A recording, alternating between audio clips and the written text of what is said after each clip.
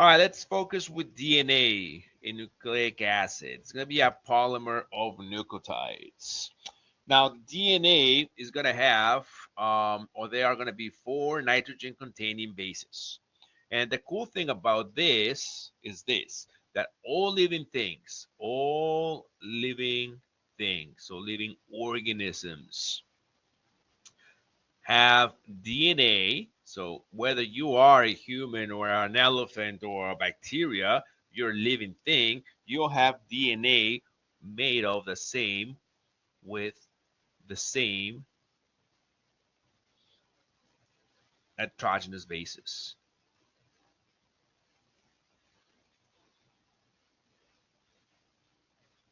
Okay, which is gonna be in a way like a 4-letter alphabet. 4-letter alphabet. Okay, for let's say for building a living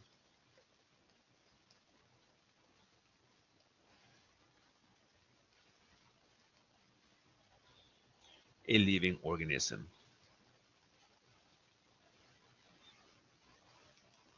So regardless what organism we're talking about, if it's a living thing, a bacteria, a fungi, human, all right, our DNA is going to be based off the same nitrogenous basis. Pretty cool. Now, what are these 4 nitrogenous bases in our nucleotides? They're going to be adenine. All right, we'll just call it A for adenine. Guanine, G for guanine, thymine, T for thymine, and cytosine, C for cytosine. All right. Now, the DNA is going to be double stranded, forming a double helix. A double helix is going to be made of 2 strands of DNA, 2 strands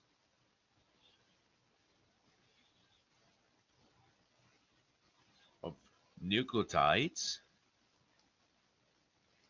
2 strands of nucleotides running in opposite directions.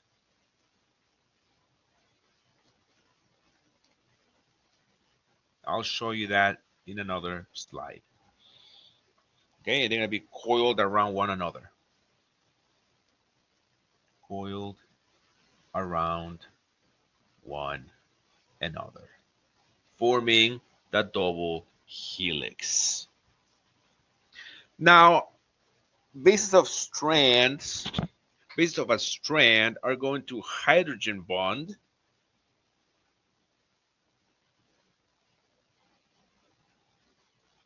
to bases of the other strand, forming complementary base pairs. This is how both strands stick together. So in a way, think of the hydrogen bond as some kind of mild glue, okay, that brings both strands together, because the bases of different strands are going to come together complementary base pairs as complementary base pairings. Now, these base pairings, there's a rule for them. I'm going to put here base pairing rule, which is going to be this one here. Okay, which means is this: which nucleotides are going to hydrogen bond with which nucleotides, and it happens that they have to be complementary to each other. And how does that work? Adenine pairs with thymine, and vice versa. Okay, in other words, thymine pairs with adenine. Guanine pairs with cytosine, and vice versa. In other words, cytosine pairs with guanine. And so I'm going to do it over here. Adenine pairs with thymine. Thymine pairs with adenine. Guanine, that's a G. Guanine pairs with cytosine, and cytosine pairs with, that's a G. Guanine pairs with cytosine, and cytosine pairs with guanine. All right, and watch out because I'm going to ask you this, okay, in a test. I may just give you a strand here, for example. Okay, I'm going to ask you to give me the complementary base pairs. All right, so your answer should be something like this. A is going to bend down, is going to base pair with thymine, adenine with thymine, cytosine with guanine, okay, or guanine with cytosine, and cytosine with guanine and guanine. All right, so this is what you're gonna have to do in a test. All right, give me the complementary base pairs. Now, before I move on, what determines you? The sequence of the nucleotides in your DNA.